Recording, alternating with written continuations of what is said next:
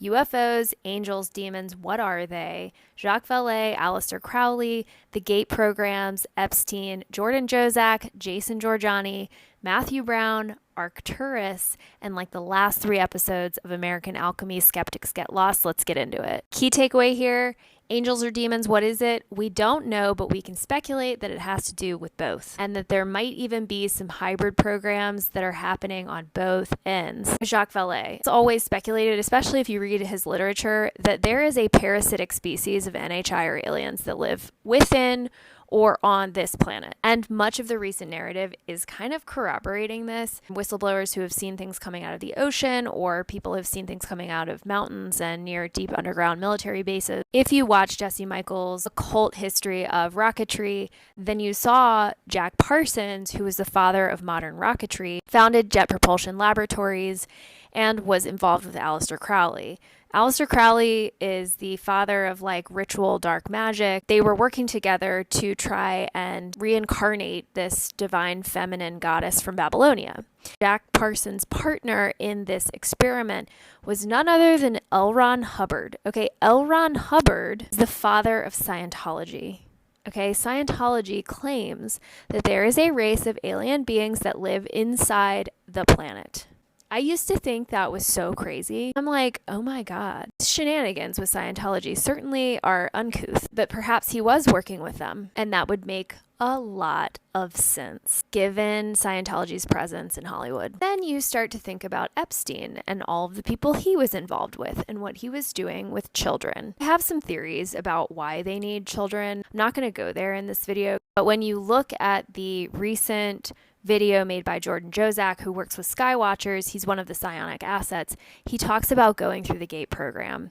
He talks about being abused. He talks about witnessing autistic kids being abused and used for their telepathic powers. I actually remember being screened for GATE, where they would put these headphones on you and they would play the tones and you had to do something with the tone. I remember there being men in suits there. It was very vivid for me. If you listen to the last episode of American Alchemy with the NSA whistleblower talking about what he had to do with the tones, it makes a lot of sense that GATE would be a feeder for these NHI telepathic communication programs. This guy also talks about Project Preserve Destiny, aimed to be a program that genetically modified fetuses to be more telepathic. Also a whistleblower from 2016 who died mysteriously named Max Spears.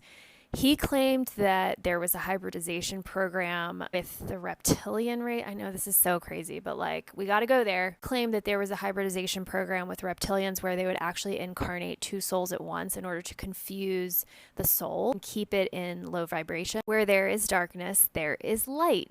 I know the starseed conversation is a little bit new agey and unaccepted in a lot of circles, but I think it's worth mentioning here, especially because when you get into the archetype of Jesus, maybe you don't know this, but the history of the archetype of Jesus, the hero who is crucified somehow and has 12 apostles, is much more ancient than Jesus. Take the Celtic hero Isis, who was crucified on a pine tree and the land was cleansed with his blood. These magical or heroic beings seem to come in with a lot of mystical powers and teach us about our own divinity. If you look at the work of Robert Comer, he speculates that in the Last Supper, Da Vinci's Last Supper, all of the apostles are in the shape of constellations. And when you look at the one with flowing red hair, who people speculate is Mary, it's in the shape of Virgo. In the constellation of Virgo is, I believe, Boötis. That has the star Arcturus in it.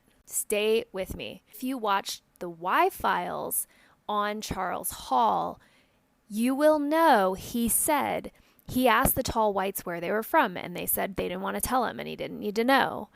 And that when he mentioned Arcturus, they got nervous. So was Jesus a starseed? Christ consciousness starseed? But it seems like this could be an archetype that we're reliving. And in the context of angels, Diana Pasulka has done a lot of work on the experiences with angels, with angelic beings, with light beings. Matthew Brown tweeted the Enochian alphabet. You don't know about the Enochian alphabet. John Dee in the 16th century was an advisor to Queen Elizabeth.